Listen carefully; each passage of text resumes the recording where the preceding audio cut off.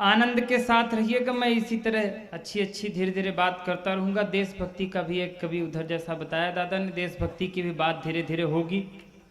मुझे भी देशभक्ति करने का शौक था दादा। मैं सोचा कि मैं क्या करूं, तो मैं पुलिस में भर्ती होना चाहता था। अच्छा, दरोगा जी इधर बैठे हैं, तभी मैं सोच रहा था कि इधर वार्ड नंबर 18 इतना शांत क्यों बैठा है। हमारे यहाँ दरोगा नहीं, एसपी होता है, सीएसपी होता है, डीएसपी होता है, टीआई होता है, आईजी होता है। दरोगा दरोगा होता नहीं है, नहीं तो फिर वो नहीं। पुलिस पर दरअसल मैं कविता सुनाना बंद कर दिया हूँ। ये विकास भैया सुनाते हैं, मैं दरअसल बंद कर दिया हूँ दादा, जब से चालान का रेट इतना ज़्यादा बढ़ गया।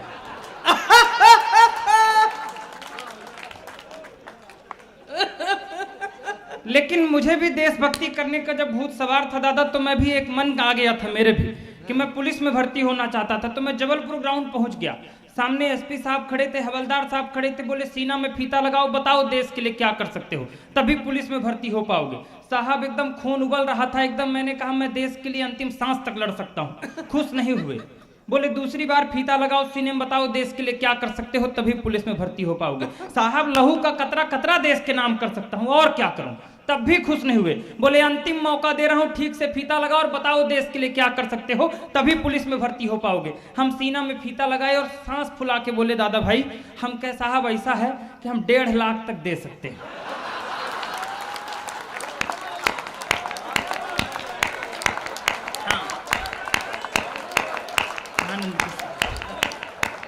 आनंद के साथ बैठे। अब आपको पता लग गया मध्य प्रदेश में क्या रेट चल रहा है। रेट वोट ये तो पुराना है, अब 10 लाख हो गया है। आप सबका आशीर्वाद मिलता है बस। थोड़ा अपडेट रहा कर। वो उस जमाने की बातें हम आनंद के साथ रहिए। दरअसल क्या है, अभी तक जब तक ये सम्मान समारोह वगैरह चल रहा था, आप लोग एकदम शांत बैठे थे। इधर भाभी जी लोग भी कुछ आई हैं, उनके वजह से कुछ श्रीमान जी लोग, भैया लोग, ऐसे पतिदेव लोग बैठे थे एकदम डरे हुए, इस तरह मुंह बना के बैठे थे जैसे इस समय हनी ट्रैप से नेता अफसर डरे हुए। एकदम आनंद आनंद रहिए। तो एकदम मस्ती बजाना है तो एक बार पूरा सदन जोरदार ताली बजाकर बताइए तू चेहरा में कभी। अरे मालूम पड़े कल से इसी का नाम नहीं आ जाए। ऐसे ही आनंद। दरअसल अभी विश्वास नहीं हो रहा था कि आप लोग श्रोता ही हैं। मेरे धोखा हो जाता है। विवाह के पहले मैं एक बार और आया था सतना कवि सम्मेलन पढ़ने। मैं उस समय गीतकार भी बहुत अच्छा था। दादा संचालन कर रहे थे, मुझको खड़ा कर दिया। हाँ ऐसा होता है। मैं विवाह के पहले जब आया, मैंने 15 मिनट तक आंख बंद करके गीत पढ़ा। अब जरा शंका थी थोड़ा थोड़ा कि जो लोग श्रोता नहीं है वो बताएंगे कि अंतिम पंक्ति में श्रोता ही बैठे हैं। हम 15 मिनट तक आंख बंद करके गीत पढ़े राजीव भैया की तरह। जब आंख खोले तो केवल एक ही श्रोता बचा था, बाकी सब चले गए थे। हम प्रणाम कर लिए उसको। हम कहे भाई साहब आपको मैं दंडवत प्रणाम करता हूं, बताइए मैं आपके लिए क्या करूं। आप ISI मार्क एकदम श्रोता है, बताइए मैं आपके लिए क्या करूं। तो वो हाथ जोड़ के बोला भाई अब कुछ मत करिए, और अगर आप शांत हो जाते तो मैं ये कुर्सियां और माइक लेके चला जाता, मैं टेंट वाला बैठा हूं अभी। आप शांत हो जाते एकदम ताली वाली बजाते रहेंगे तो थोड़ा अच्छा लगेगा। आदत हो जाती, ये जैसे लाइट से माइक चल रहा है ऐसे ताली की हम कवियों की आदत हो जाती। आदत किसी की खराब ना हो जाए, बड़ी खराब चीज होती है। हमारे मोहल्ले में एक बस कंडक्टर की शादी हुई तो आदत खराब थी। शादी की पहली रात जब अंदर गया तो बीबी से बोला कि थोड़ा और खसको, अभी 2 सवारी की जगह और खाली है। यहाँ तमाम तरह की समस्याएं इस देश पर हैं, लेकिन आनंद के साथ रहिए। मैं ज्यादा कोई ऐसी बातें नहीं करूंगा। आज राजनीतिक लोग बड़े लोग हैं, और मैं ये कहता हूं दोस्तों, आज 2 महापुरुषों का भी जयंती है। एक वो महापुरुष जिसने कभी किसी औरत की फटी साड़ी देखकर आजीवन धोती पर रहने का वचन लिया, और एक वो महापुरुष जिसने एक रेल दुर्घटना होने पर भी अपने तत्कालीन रेल मंत्री पद से इस्तीफा दे दिया था। उन दोनों महापुरुषों की जयंती पर एक बार पुरजोर तालियां यहां से वहां तक वो चेहरा बताए कि कवि सम्मेलन उनकी याद में शुरू हो रहा है, उनकी स्मृति में शुरू है। तमाम आनंद। राजनीतिक बातें कोई करनी ही नहीं चाहिए नीलांशु भैया। राजनीतिक कोई बात नहीं। अभी चुनाव निपटा है, चुनाव से एक बार निपट के आइए तो ऐसा लगता है कि जैसे कुंभ नहा के आ गए। हम 4-5 महीने त्रस्त थे, तरह तरह के लुभावने आते थे। एक नेताजी चुनाव प्रचार करने गांव पहुंचे तो बाहर से खड़े होके बोले कहीं इस बार हम लोगों को फिर से वोट दीजिए, विकास होगा। इस बार हम लोगों को फिर से वोट दीजिए, विकास होगा। तो अंदर से एक चाची निकल आई, कहीं नेताजी झूठ मत बोलिए, पिछले बार भी आप बोल गए थे कि विकास होगा, लेकिन विकास नहीं हुआ था, पिंकी हुई थी। तमाम तरह के लुभावने अलग अलग। एक नेताजी और शहर में आए तो आते ही बोले, हाँ आते ही बोले, कहीं क्या समस्या है आपके शहर में? हम क्या साहब, कांग्रेस की सरकार आ गई, हमारे यहाँ कोई समस्या नहीं है, सड़क है, पानी है, बिजली है, सब है हमारे यहाँ, केवल शमशान नहीं है हमारे शहर में। कोई मरता है तो बहुत समस्या होती, शमशान नहीं है साहब। नेताजी और खतरनाक थे, कहीं इस बार हम लोगों को वोट दीजिए, एक एक घर में शमशान बना देंगे।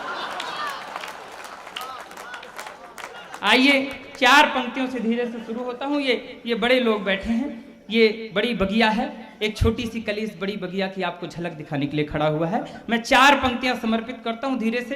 अभी पुरुष पीड़ित पर्व एक आने वाला है 15-20 दिन में, एक ताजिया से, कोई भूमिका की आवश्यकता नहीं, मैं निवेदन करता हूं, सुनेगा 4 पंक्तियां। कि इस दौर में श्रीमान पति हो गया बेहाल, इस दौर में श्रीमान पति हो गया बेहाल, घर वाली मूलधन ब्याज मांग रही है, उपहार मांगने की है प्रथा पुरानी यहाँ, उपहार मांगने की है प्रथा पुरानी यहाँ, चूड़ी बिंदिया सिंगार साज मांग रही है, दौर महंगाई वाला इतना है विकराल, बीवी जो कभी न मांगी आज मांग रही है, सोना नहीं चांदी नहीं गहनों के बदले में, इस करवा चौथ में प्याज मांग रही।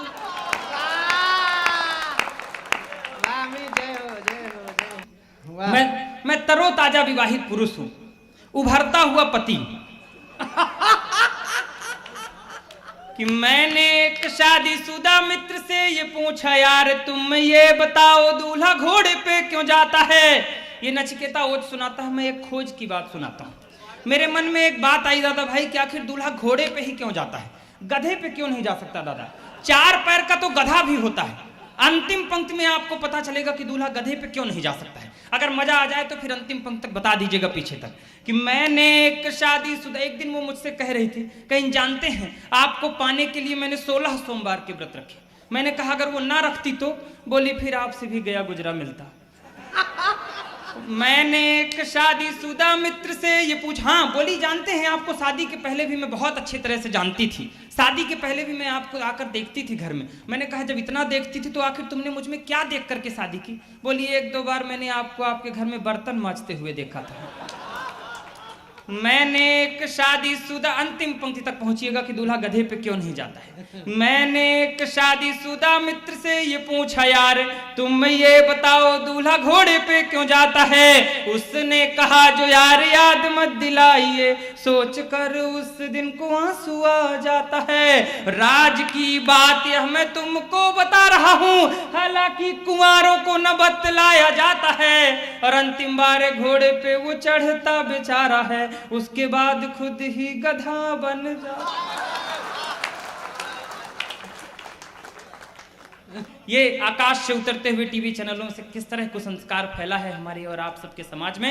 इन्हीं कुसंस्कारों का ही प्रभाव है कि आज माँ बाप अपने बच्चों से ये उम्मीद नहीं करते कि मेरा बेटा मुझे खाना देगा या नहीं, बल्कि इस बात की भी चिंता करने लगे हैं कि मेरा बेटा मेरी चिता को आग देगा या नहीं। मैं 4 पंक्तियां समर्पित करता हूं, अगर ठीक लगे तो फिर आप सबका समर्थन मिले। कि खुशियां न पूछो यार पुत्र पैदा होने पर। एक पिता का पार्थिव रखा था, 4 बेटे उसके प्रदेश से आए थे, लेकिन दुर्भाग्य उस पिता का कि चारों बेटे अपने पिता को दाह संस्कार करने को तैयार नहीं थे। कोई अपनी बीमारी का बहाना कर रहा था, कोई 13 दिन छुट्टी ना मिलने का बहाना कर रहा था।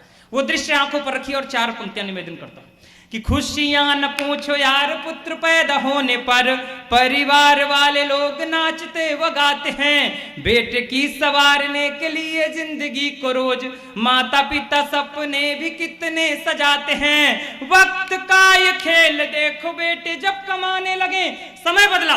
वक्त का ये खेल देखो बेटे जब कमाने लगे, सपने माँ बाप के वो आंसू बन जाते हैं। और अंतिम पंक्ति में एक शब्द का 2 अर्थ में प्रयोग किया है, अगर अंदर तक झकझोरे तो फिर पीछे तक हाथ खोलिएगा।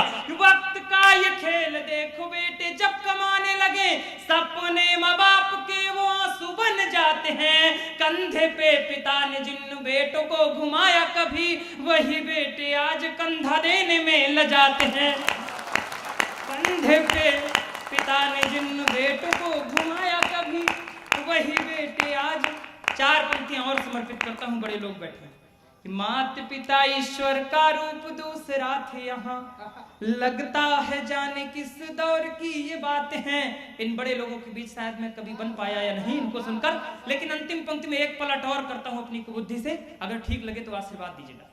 मात पिता ईश्वर का रूप दूसरा थे यहाँ, लगता है जाने किस दौर की ये बात है। सुख बल जीवन का नहीं कुछ जान पाए, पढ़े भी नहीं थे किंतु बच्चों को पढ़ाते हैं। और अपनाने वाला भी जो बच्चों को खिलाते थे वो आज भी 2 रोटी बड़ी मुश्किल से पाते हैं। लोरियां सुना के बेटों को सुलाते थे कभी जो, आज बेटों की वो सुन गालियां सो जाते हैं। लोरियां सुना के बेटों को सुलाते थे कभी जो। आइए एक कविता समर्पित करता हूं जो पहले दौर का समय मेरे लिए निश्चित था। मैं एक कविता समर्पित करता हूं जो शायद अमित शुक्ला को इन बड़े लोगों के बीच बहुत खड़े होने के लायक बनाया। लेकिन ये सब संस्कार की बातें, हम सब रीवा सपना के लोग हैं आदित्य दादा। हमारा संस्कार जरा दूसरे तरह का होता है थोड़ा सा। हम ज्यादा संस्कारवान होते हैं पूरे हिंदुस्तान में ही संस्कारवान। हमारे रीवा में अभी एक सज्जन खत्म हुए तो उनके 2 बालक थे, तो बड़ा वाला बोला कि छोटू तुम पिताजी की अस्थियां लेके चले जाओ इलाहाबाद, हम यहाँ 13वीं की तैयारी कर लें। वो चला गया तो 10 किलोमीटर पहले नैनी में जाम लग गया, तो वहीं नाले में पिताजी की अस्थियां निपटा के चला आया। अब जल्दबाजी, दरअसल हम संस्कारी वाने दादा। अब दूसरे दिन बड़ा वाला उठा तो उसको डर था कि ये पहुंचा नहीं वहां तक, तो भूमिका बांधने लगा। कहा छोटू रात को बाबूजी सपने में आए थे और कह रहे थे कि छोटू हमको इलाहाबाद नहीं पहुंचाया, कहां तुम छोड़ आए बाबूजी को। छोटू और संस्कारवान था, कहा बाबूजी की हमको यही आदत नहीं अच्छी लगती भैया। 300 किलोमीटर यहाँ शिकायत करने चले आए, 10 किलोमीटर इलाहाबाद बचा था तो वहां नहीं जा सकते थे। ये हम लोगों का संस्कार ज्यादा है थोड़ा सही से, हम लोगों का कल्चर ही अलग है। सतीकांत दादा अभी पिछले महीने 2 महीने पहले भी रीवा गए थे, तो मैं इनको घुमाने के लिए ले गया, तो कहीं रीवा सतना ये थोड़ा सा डिजिटलीकरण नहीं हो पाया। हम कहे काहे, कहीं यहाँ डिवाइडर नहीं दिख रहे हैं सड़क के बीच। हम कहे दादा आप महानगर में रहते हैं, वहाँ डिवाइडर बनाए जाते होंगे, हमारे यहाँ प्राकृतिक रूप से डिवाइडर रहते हैं। लेकिन कैसे? हम कहे हर आधा किलोमीटर के बाद देखिए सड़क के बीचों बीच एक बैल खड़ा रहता है, वो डिवाइडर का भी काम करता है और ट्रैफिक हवलदार का भी काम करता है। आइए मैं एक कविता समर्पित करता हूँ, निवेदन करता हूँ जो मेरी परिचय की कविता है। 2.5 से 3 मिनट मैंने तालियां आपसे बजवा ली हैं। इस कविता की भूमिका केवल इतनी है कि मैं जब पति बना तो हर पुरुष का सपना होता है कि पति बनने के बाद पिता बनना। जब कवि एक पिता बनना चाहा तो कवि की कल्पना कहां से कहां तक गई। निवेदन करता हूं, कोई ताली नहीं कोई बाह नहीं, मेरे मन से जुड़िएगा। अगर मैंने आपके चेहरों पर खिलखिलाहट लाने की कोशिश की है तो कसम उस खिलखिलाहट की थोड़ी देर मेरे मन से जुड़िएगा। चित्र बनाइएगा, छंद मुक्त रचना 2 से 2.5 मिनट। निवेदन करता हूं, मंच का भी आशीर्वाद चाहता हूं कि कल रात मैंने एक सपना देखा। सपने में कोई अपना देखा, एक अजनबी सी सूरत थी, देखने में बड़ी खूबसूरत थी। मैंने पूछा क्यों मौन हो तुम, प्यारी ये तो बताओ कौन हो तुम। बोली अभी तक धरती ने मुझे जाना नहीं। पापा क्या आपने भी मुझे पहचाना नहीं।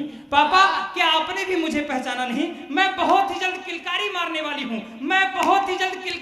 वाली हूँ, आपकी बेटी बनकर धरती में आने वाली हूँ। आंसू खुशी के छलकने लगे। पिता पुत्री जब सपने में मिलने लगे, मैंने कहा कन्यादान। मैं उस बच्ची से क्या कह रहा था, मैंने कहा कन्यादान महादान है, ये वेदों की शिक्षा थी। और किसी बेटी का पिता बनूं ये मेरी भी इच्छा थी। इसलिए सारे दुख दारिद्रों को हर जाओ, बिटिया लक्ष्मी बनकर आ मेरे घर जाओ। तुम्हारे आने पर खुशियां मनाऊंगा, नाच गाना और जलसा कराऊंगा। तुमको कांधे पर बिठाऊंगा, पालने पर झूला झुलाऊंगा, उंगली पकड़कर स्कूल पढ़ने ले जाऊंगा, पढ़ा लिखा कर बड़ा अफसर बनाऊंगा। अरे आओ देखो तो बेटी मेरा देश कितना खूबसूरत है। दादा भाई मैं उस बच्ची को इस माटी का गुणगान सुना रहा था। मैंने कहा अरे आओ देखो तो बेटी मेरा देश कितना खूबसूरत है, जहाँ हर बाला देवी की मूरत है। अरे जब कोई अपने सत्कर्मों का फल पाता है तब वो इस धरा पर जन्म लेकर आता है। इतना सुनते ही कविता का यू टर्न मारिएगा। इतना सुनते ही उसकी सिसकियां फूट पड़ी और वो गुस्से से मुझ पर टूट पड़ी। बोली सच है पापा, कभी देवता पैदा हुए थे इस देश में। अब शायद अगली पंक्ति में आपके गुस्से की तालियां आएंगी। बोली सच है कभी देवता पैदा हुए थे इस देश में, अब तो बस दरिंदे घूमते हैं यहाँ इंसानी वेश में।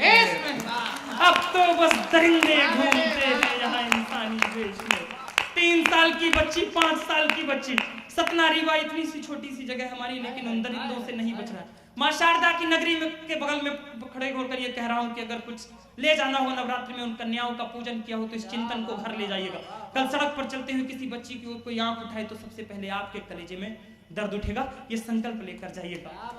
बोली सच है, बोली सच है, कभी देवता पैदा हुए थे इस देश में, अब तो बस दरिंदे घूमते हैं यहाँ इंसानी वेश में। आप कहते हैं यहाँ कन्या देवी मान ली जाती है, फिर क्यों उसी देवी की असमत लूट ली जाती है। मैं जैसे ही अपने पैरों पर खड़ी हो जाऊंगी, और वो बच्ची मुझसे क्या कह रही थी, अंतिम 4-6 पंक्तियां संभालिएगा। मैं जैसे ही अपने पैरों पर खड़ी हो जाऊंगी, आपको पता भी नहीं चलेगा कब बड़ी हो जाऊंगी। पिता के लिए पुत्री कभी बड़ी नहीं होती है। मैं जैसे ही अपने पैरों पर खड़ी हो जाऊंगी, आपको पता भी नहीं चलेगा कब बड़ी हो जाऊंगी। अरे आपका कलेजा तो उस वक्त दर्द से मचल जाएगा जब कोई भेड़िया आपकी खिलखिलाती कली को कुचल जाएगा, और आप उस भयानक दर्द को फिर सह नहीं पाएंगे, और उस घटना के बाद समाज में इज्जत से रह नहीं पाएंगे। इसलिए क्षमा कर देना। हम सब रोज बिटिया मांगते हैं उस परमात्मा से, लेकिन उस बच्ची का दर्द, इसलिए क्षमा कर देना। हे पिता क्षमा कर देना। मांगना तो भले कुछ मांग लेना ईश्वर से तुम, लेकिन भूल से भी औलाद अपनी बिटिया ना मांग लेना तुम। धिक्कार है। अंतिम 4 पंक्तियां पूर्णाहुति विदा करिएगा। धिक्कार है जहां लोग जानवर से भी बदतर सोच पालते हैं और एक मासूम बच्ची के शरीर को नरपिशाच नोच डालते हैं।